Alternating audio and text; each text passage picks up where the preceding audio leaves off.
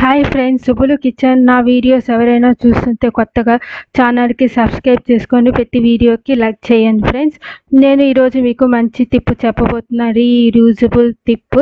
మనం బత్తాయిలు జ్యూస్ తాగేసిన తర్వాత యాసిటీస్ బత్తాయి తొక్కుని డస్ట్బిన్లో పడేస్తాం. అలా పడేయకుండా మనం ఒక గిన్నె తీసుకొని ఆ తొక్కులన్నీ దానిలో వేసేసి, తొక్కులు ఎంత ఉన్నాయో అంత సరిపోయేంత నీళ్ళు కానీ వేసేసి 8 అవర్స్ పక్కన పెడితే, ఎందుకు అంటే బత్తాయిలో మనకి సిట్రిక్ యాసిడ్ ఉంది.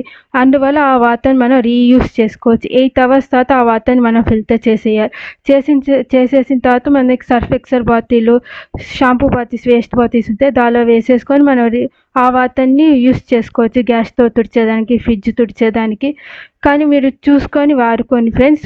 ఒక 60 days ఈ వాటర్ పనిచేస్తుంది, ఆ తర్వాత పనిచేయదు. నేను ట్రై చేశాను, ఏమేమి ట్రై చేశానో అవన్నీ షార్ట్స్ పెడతాను. మీరు ట్రై చేసి నాకు కమెంట్స్ చెప్పండి friends. Have a nice day. Bye. ఇది చాలా